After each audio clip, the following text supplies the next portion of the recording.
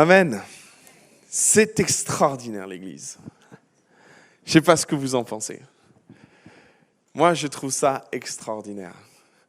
Quand on voit un monde qui se divise et quand on voit ce que Dieu fait au milieu de nous, je suis émerveillé.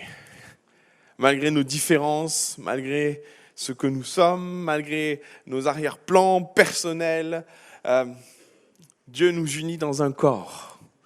Et c'est l'Église. Amen. On arrive à la fin de cette série sur l'unité et je dois dire que le Seigneur m'a vraiment interpellé. J'espère qu'il a travaillé votre cœur au travers de cette série où, c'est vrai, Dieu nous appelle à vivre l'unité. Et finalement, si je devais donner un autre titre à cette série, c'est pas simplement l'unité, mais c'est comment je peux vivre l'unité. Nous l'avons vu ensemble, si l'œuvre de l'unité et le travail de Dieu, il nous incombe une partie qui est nôtre et qui nous appartient. Et cette partie, Dieu ne le fera pas pour nous. Et nous avions commencé à réfléchir à plusieurs choses. Nous avions vu l'importance de maintenir la paix, l'unité au milieu de nous. Nous avions souligné que cela va passer par des efforts. L'unité, ce n'est pas quelque chose qui tombe naturellement. Certes, Dieu y contribue, le Saint-Esprit y contribue, mais il nous a délivré une part qui nous appartient.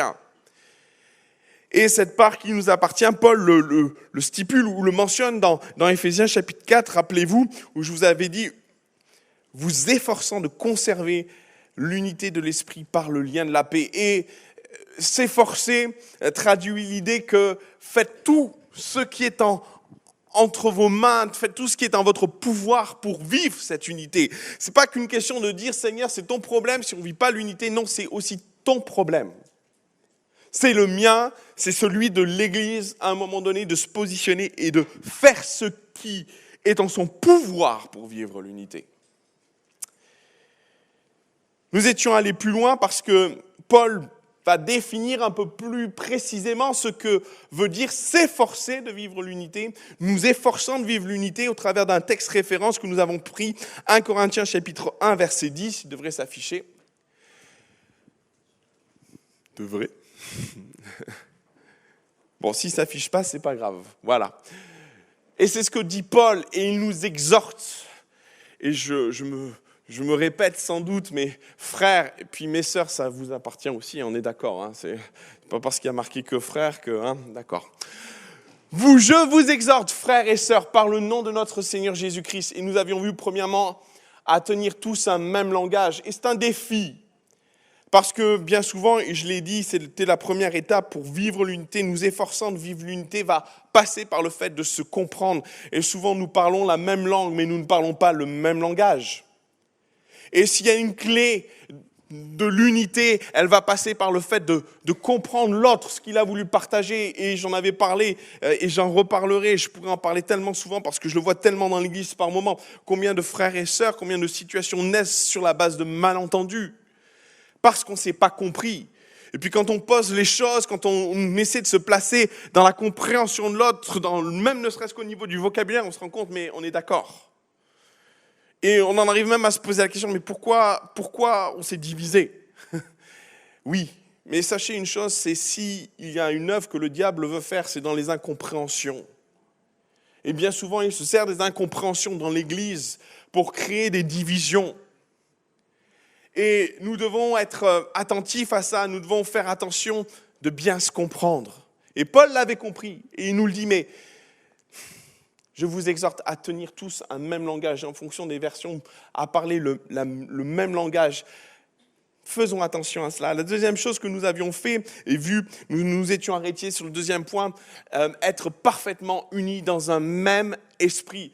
Et vraiment dans la compréhension et en fouillant et en comprenant le texte, il est évident que Paul veut souligner quelque chose de plus profond que le simple fait de se comprendre au niveau du langage. Par moments, nous pouvons vivre des désaccords sur des choses un peu plus profondes, des désaccords qui nécessitent qu'à un moment donné, c'est ce que Paul est en train de nous dire, mets-toi à ma place pour comprendre ce que je vois.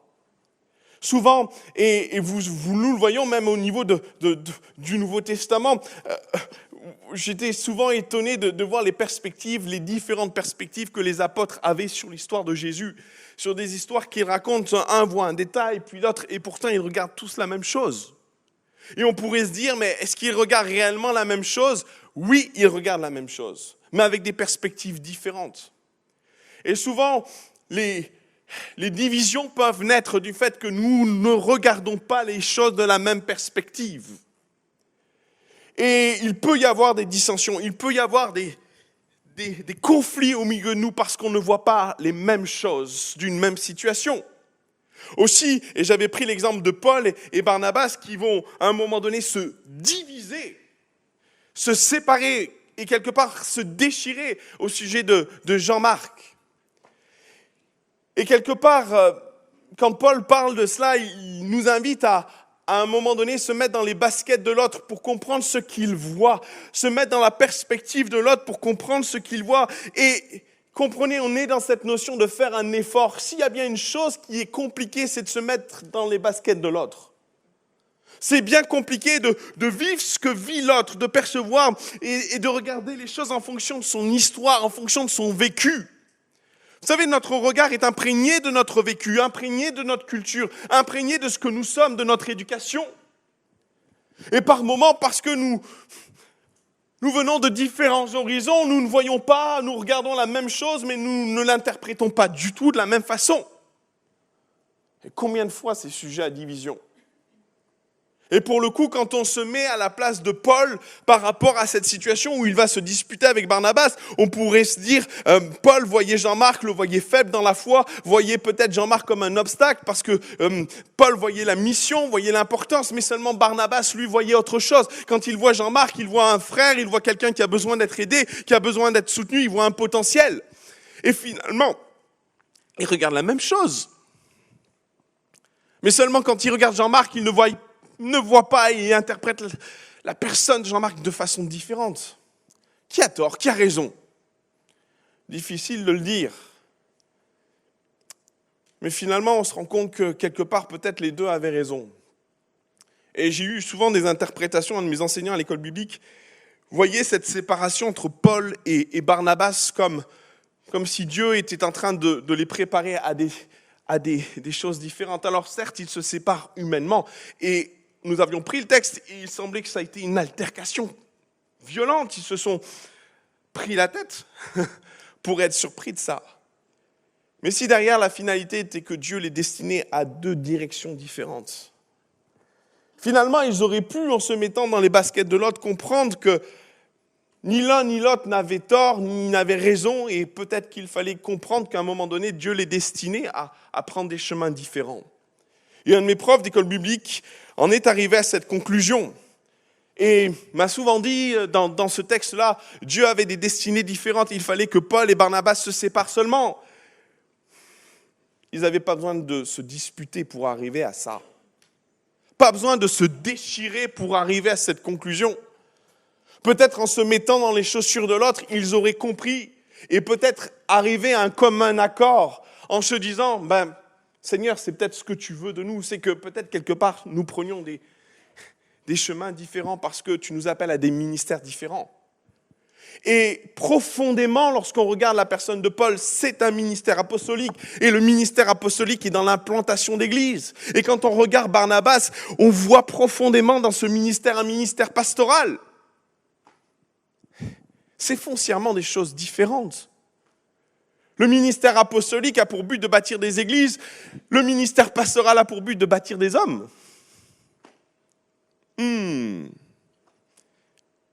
Différence.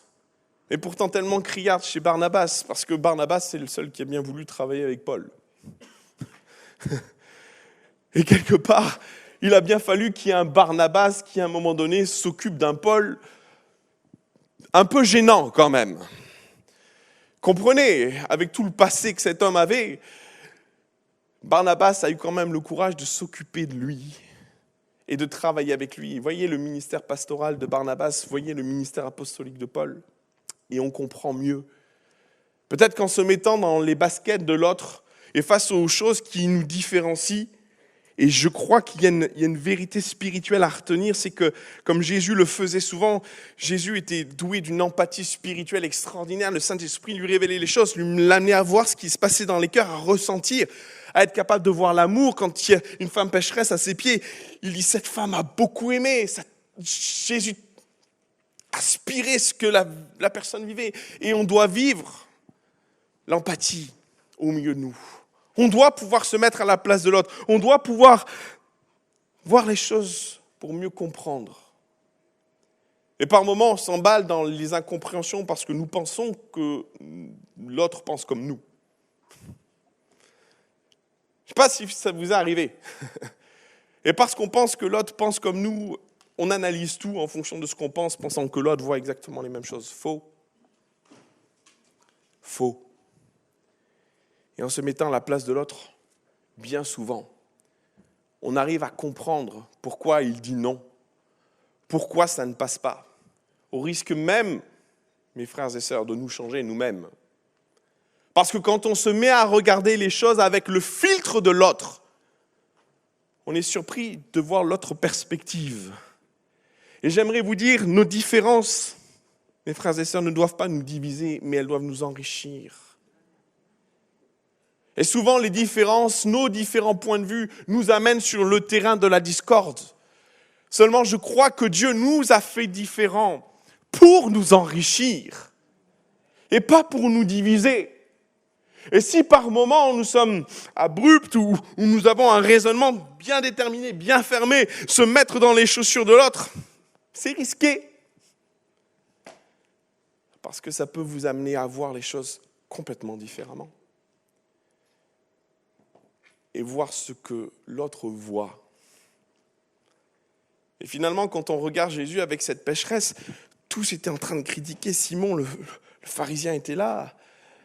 Et il disait, mais si Jésus savait ce qu'est cette femme. Et puis quand Jésus amène la vérité, amène son point de vue sur cette femme. Combien de fois, peut-être de prime abord, on est tous bien placés parce qu'on connaît l'histoire, mes frères et sœurs, mais si on avait été dans la salle, et si nous avions connu cette femme, soyons honnêtes, peut-être on aurait été de ceux qui auraient critiqué ouvertement peut-être Jésus. Réfléchissez à ça. Mais quand Jésus met son point de vue sur la table et qu'il voit le cœur de cette femme qui a beaucoup aimé, met tout le monde d'accord. Oui, l'empathie est une clé de l'unité, mes frères et sœurs. Efforcez-vous de vivre l'empathie. Aussi ce soir, le dernier thème, et c'est Paul qui le dit, « Je vous exhorte, frères, par le nom de notre Seigneur Jésus-Christ, à sévrer, à tenir un même langage et à ne point avoir de division parmi vous. » Et comprenez derrière division, le texte est très intéressant parce qu'il parle de déchirure. Et il poursuit parmi vous, mais à être parfaitement unis dans un même esprit et dans un même sentiment. Ça m'a beaucoup interpellé ce texte, la façon dont Paul en parle, et je me suis permis de mettre différentes versions, on va avancer, et voyez ce qui se passe, soyez étroitement unis dans un même esprit, ces différentes versions, dans un même esprit et dans la même pensée. Et de manière globale, les textes et les différentes traductions traduisent une évolution. Paul parle de nos échanges, de parler le même langage. Après, il parle de venir sur le même terrain de compréhension, de se mettre dans les baskets de l'autre pour comprendre les différences qui sont les nôtres. Et puis Paul va encore plus loin. Et c'est comme quelque chose qui va de plus en plus loin. Et la dernière pensée, et c'est la plupart des réflexions que les traducteurs ont eues, et des textes et des études qui ont été faites, Paul va croissant dans l'unité, dans la profondeur de vivre l'unité. Et si, de prime abord, Paul parle du langage et de parler le même langage, jusqu'à un moment donné arriver à se mettre d'accord en se mettant dans les chaussures de l'autre, il va encore plus loin dans l'unité que l'Église et qu'il veut voir dans l'Église. Là, je me suis dit, waouh, Seigneur, mais où tu veux nous conduire? Qu'est-ce que tu veux nous amener à voir et à comprendre? Le mot grec qui est derrière esprit ou opinion ou pensée, parce que c'est toujours la même réflexion. Le mot grec qui est derrière, c'est gnomie, C'est un terme qui est employé dans la faculté de la connaissance, de l'esprit, de la raison. C'est ce qui est pensé ou connu par moi-même. C'est mon opinion. Et c'est pour ça que un autre auteur va traduire ce texte par opinion. En d'autres mots, c'est ce qui est généré au plus profond de nous. Et si Paul parle de s'entendre dans le langage, si Paul parle aussi de s'entendre dans la compréhension, de se comprendre l'autre en se mettant dans les baskets de l'autre, là, il va encore plus loin. Vivre une unité dans l'esprit. C'est assez extraordinaire, n'est-ce pas? De vivre quelque chose où... La dernière fois, je pensais parler de l'idée de la pensée unique, mais c'est plus que ça. Et permettez-moi une approche et une traduction qui pourrait nous aider à comprendre ce que Paul a voulu dire. Être sur la même longueur d'onde. Ça vous parle?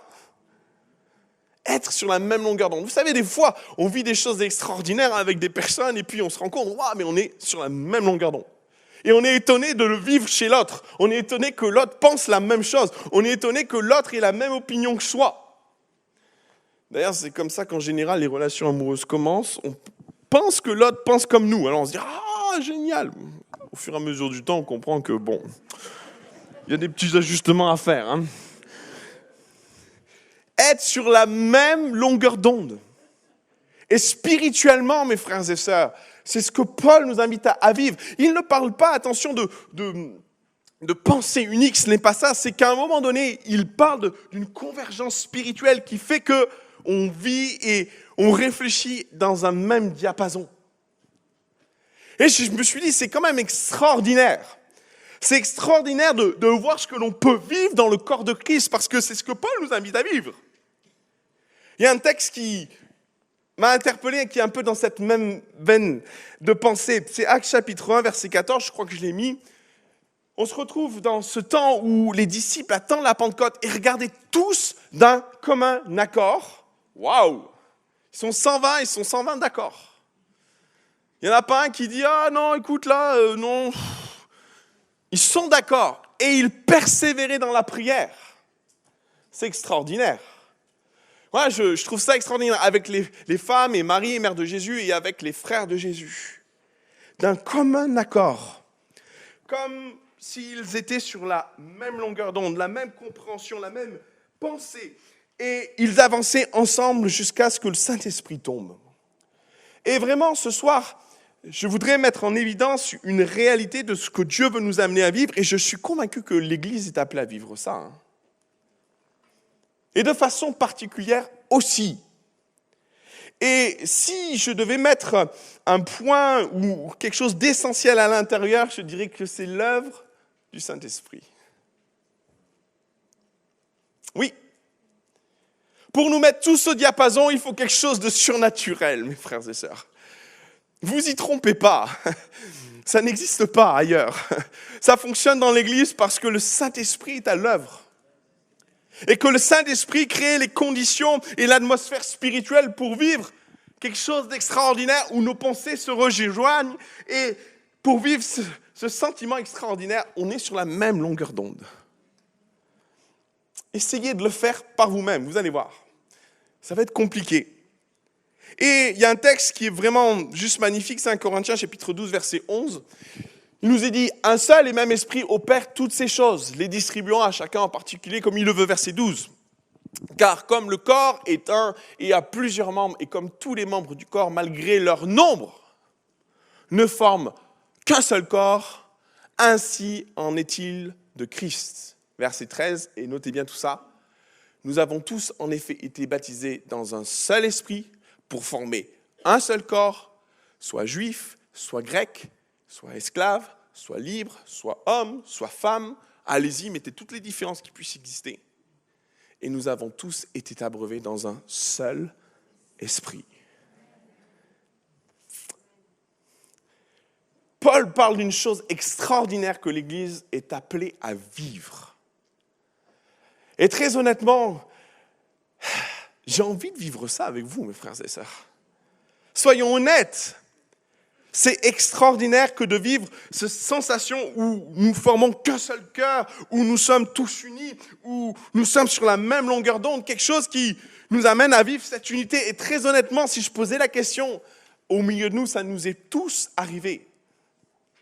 Et peut-être j'aurais tendance à dire, Seigneur, vivons-le, vivons-le encore. Et comme le dit Paul, je vous exhorte à le vivre aussi. Paul nous encourage à vivre cette unité qui perturbe les schémas, perturbe l'intelligence tellement elle nous surprend, elle nous étonne, tellement le monde en est surpris, qu'il finit par penser que celui qui a envoyé Jésus, c'est Dieu. Aussi, la réalité spirituelle de cela, et je vais nous donner 4 clés spirituelles pour vivre cette action du Saint-Esprit. Parce que, comprenez, il y a ce que le Saint-Esprit veut faire et veut générer au milieu de nous. Mais il y a toujours notre part, je vous l'ai dit, dans l'unité. Quand Paul nous dit « efforcez-vous », il y a notre part pour vivre ce genre de choses.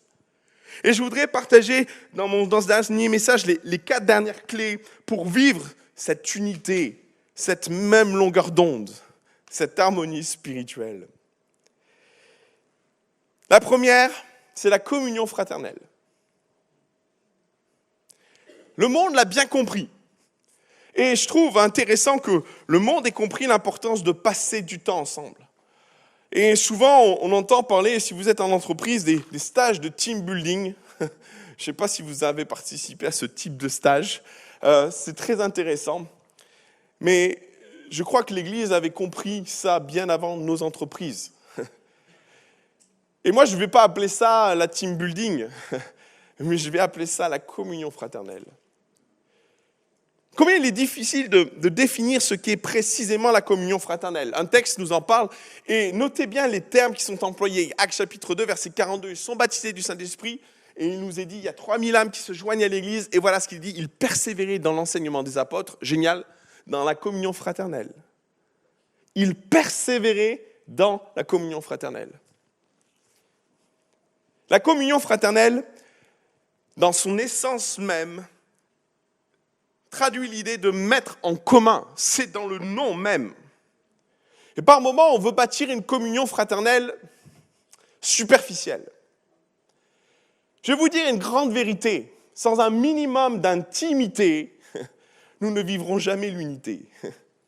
Ou nous pourrions vivre une intimité superficielle, mais du coup, nous vivons aussi une unité superficielle. Et ce n'est pas ce que Dieu nous appelle à vivre. La communion fraternelle va beaucoup plus loin que l'idée de partager le simple fait qu'il fait beau, qu'il ne fait pas beau, que votre chien est tombé malade ou que votre chat est mort.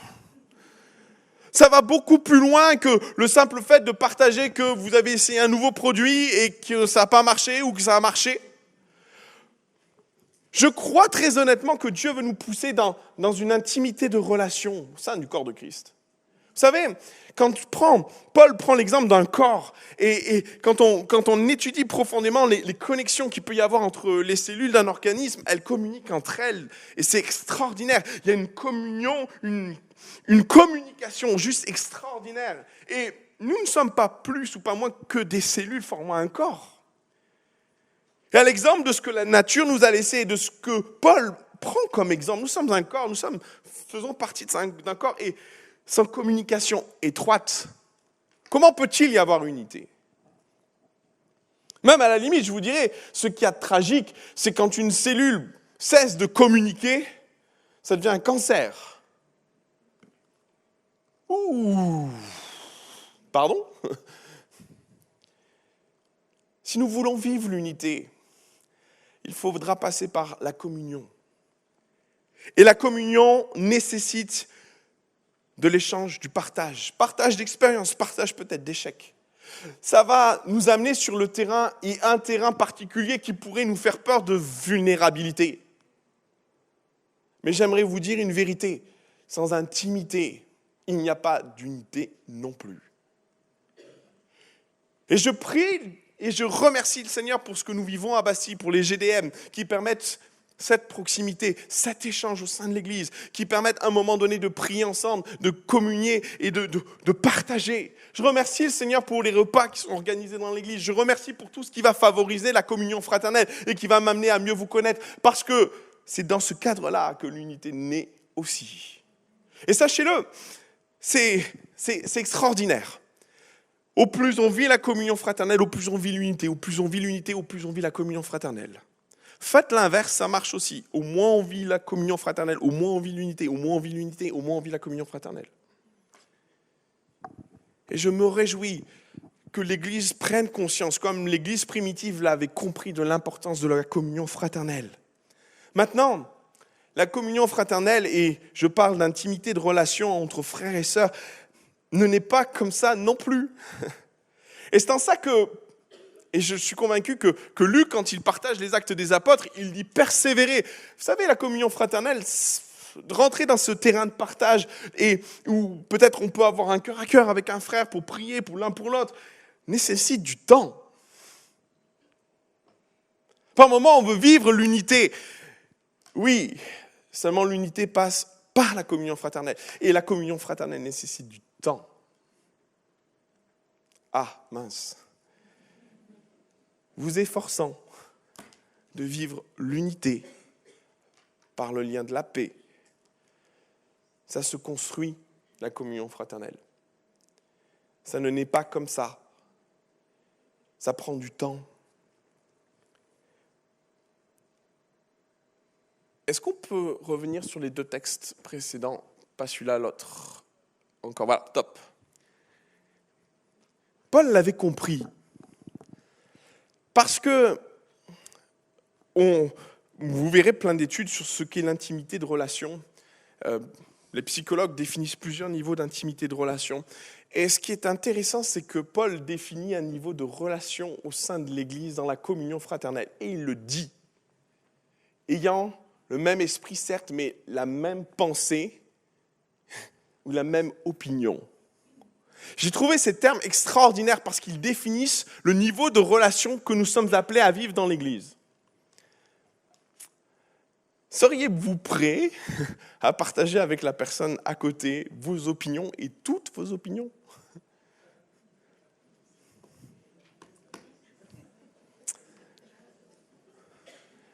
Genre, je pense que le pasteur est mal habillé ce soir. Ou du genre, je comprends rien à ce qu'il raconte, j'ai loupé les 2 premiers. Oui. Vivre la communion fraternelle va nous amener sur le terrain d'un échange. Un échange un peu plus poussé que le simple fait de se dire bonjour et au revoir. Et Paul l'avait compris, et il le stipule, il dit, mais il parle de pensée et d'opinion. Et les opinions, elles sont dangereuses. Mais c'est ce que Paul veut nous amener à comprendre et ce qu'est la communion fraternelle à la profondeur qu'elle doit prendre, ou qu'il faut qu'elle prenne, ou la dimension de profondeur qu'elle doit prendre place au sein de l'Église. Vous m'avez compris, hein? Bon. Première clé, la communion fraternelle. Sans intimité, il n'y a pas d'unité. Et l'unité et l'intimité génèrent l'unité, et l'unité génère l'intimité. Une autre clé pour moi qui m'est parue juste extraordinaire, c'est la communion dans le service. On va sauter un plan. Je reviendrai sur les 2 autres à la fin. Communion dans le service. Je reste persuadé, convaincu d'une chose, c'est que l'unité naît aussi sur le terrain du service. Et pas que sur le terrain du service le plus en vue. Bien souvent, j'aime tellement l'idée que nous servons et nous sommes appelés à servir Dieu dans le secret. Cette idée-là me vient des textes que Jésus partage. Si tu pries dans le secret. Si tu donnes ton offrande, fais-le dans le secret, que ta main droite ou ta main gauche ne sache pas ce que fait ton autre main. Bref, il y a une idée du secret, une bénédiction particulière pour ceux qui servent dans le secret. Et bien souvent, moi j'ai vu l'unité naître de ceux qui servent dans le secret. Parce qu'il y a comme une bénédiction en fait, de s'unir dans un objectif, dans un service. Et je bénis Dieu de voir des frères et sœurs unis dans leur service dans Bastille. Faire des choses dont on n'a pas idée, mais de voir l'unité qu'il y a au milieu d'eux parce que Dieu bénit. Croyez ça. Et quand Dieu est seul à voir ce que nous faisons et quand Dieu voit ce que nous entreprenons, je vois Dieu se réjouir de voir notre cœur tout entier pour lui, pour son service, et être le seul spectateur de nos actions et de notre service. Et quand Dieu voit ça, le cœur du Père se réjouit. Et croyez-le ou pas, Dieu est au milieu d'eux. Et si Dieu y est, permettez-moi cette image, mais c'est le Saint-Esprit qui est là. Il génère un lien spirituel difficilement quantifiable, difficilement exprimable, mais combien de fois je me suis retrouvé dans le service avec des frères et des sœurs et vivre une complicité extraordinaire. Une complicité qu'on ne pourrait expliquer par des mots, une complicité où à un moment donné, sans même se parler, on se comprend. Et combien de fois dans le service de Dieu, j'ai servi pendant des années dans des camps d'ados, et au milieu de colonies de vacances, avec des frères et des sœurs, on était dévoués à la tâche, on mettait tout notre cœur, on n'était pas payés pour ça. C'était long, c'était fatigant, c'était sur nos vacances. Mais on a vécu des temps d'unité extraordinaires dans le service de Dieu. Et il y a un iPhone qui sonne. Vous êtes autorisé à l'éteindre. Bon, si l'iPhone voulait bien être retrouvé. Du coup, j'ai cette conviction que dans le service de Dieu, encore une fois, on se retrouve à vivre l'unité qui vient renforcer notre service. Et notre service est renforcé par l'unité.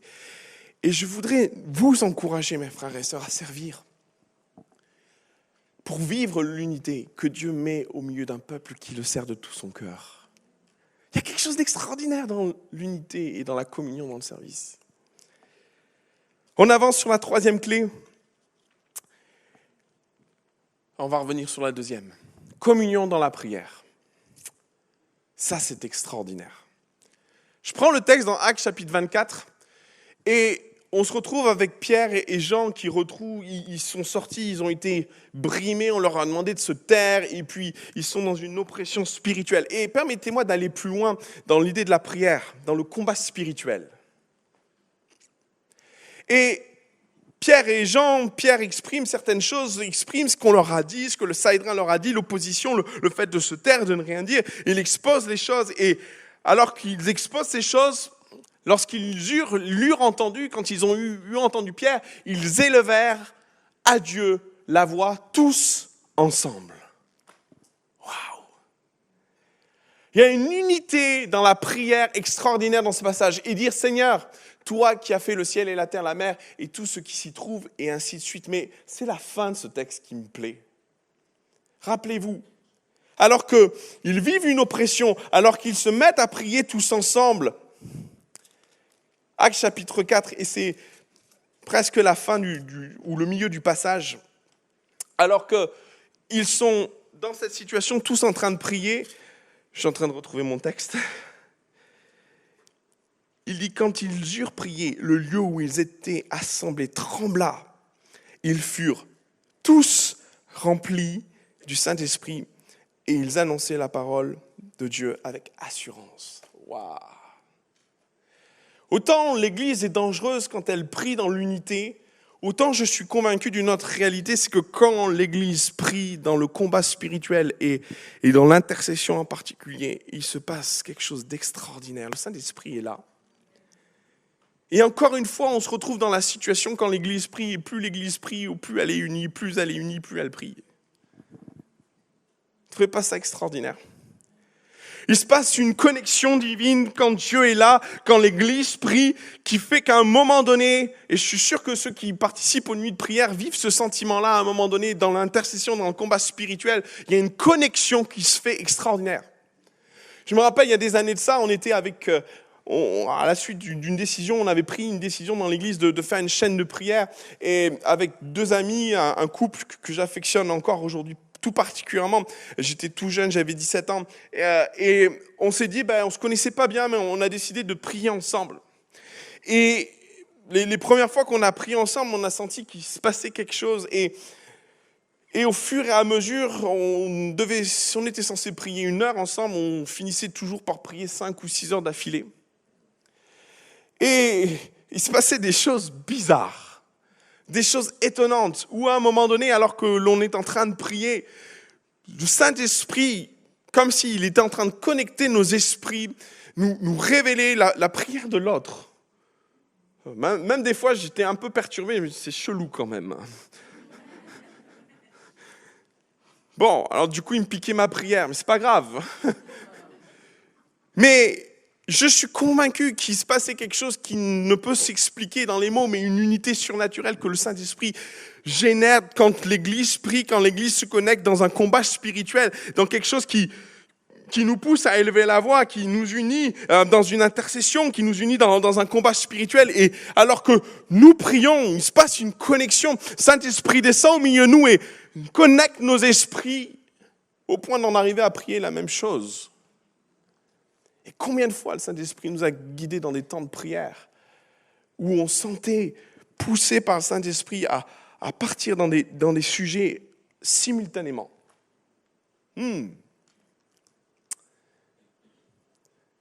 Ah, le Saint-Esprit peut nous amener à vivre de drôles de choses, je vous le dis. Et l'intercession est une de ces clés. Je vais terminer par un dernier point. Et ce point-là, c'est l'une des dernières clés. C'est la louange. Et là encore, la louange est un puissant instrument pour unir l'Église dans un commun accord, dans une note commune, dans un esprit qui nous rassemble, sur la même longueur d'onde. Je ne sais pas combien de choses j'ai pu voir d'extraordinaire au travers d'un temps de louange. Par moments, on est au fait de certaines choses qui se passent dans l'Église, on est au fait de conflits qui peuvent avoir lieu dans l'Église. Combien j'ai vu de personnes se réconcilier au travers d'un temps de louange. Combien j'ai vu des situations s'arranger au travers de temps de louange où le Saint-Esprit décide à un moment donné de « Vous êtes séparés, ça ne me plaît pas. Vous êtes déchirés, ça ne me plaît pas. » Il se passe des choses quand le peuple loue Dieu. Et nous connaissons la profondeur de cette réalité spirituelle. Parce que quand le peuple est là, Dieu descend, le Saint-Esprit descend au milieu des louanges de son peuple. Il est là, il réside. Aussi, ne soyons pas étonnés de vivre à un moment donné des choses extraordinaires. Quand à un moment donné, le Saint-Esprit nous visite et nous arrivons à vivre des choses étonnantes. Des vagues de l'Esprit qui passent au milieu de nous, des parler en langue d'une coïncidence étonnante, des harmonies, des choses qui quelque part, nous amènent à vivre une unité spirituelle, difficilement quantifiable, difficilement encore explicable, parce que c'est l'œuvre du Saint-Esprit. Et en même temps, rien d'étonnant qu'à un moment donné, le Saint-Esprit veut nous amener à vivre ce genre de choses, des connexions supernaturelles. Et l'un des éléments clés pour vivre ce genre de choses, l'un des éléments clés, l'une des clés pour vivre cette unité dont parle Paul. Et là, on n'est pas en train d'essayer d'arranger les choses, à se mettre dans les baskets de l'autre. Non, c'est le Saint-Esprit qui nous met tous d'accord.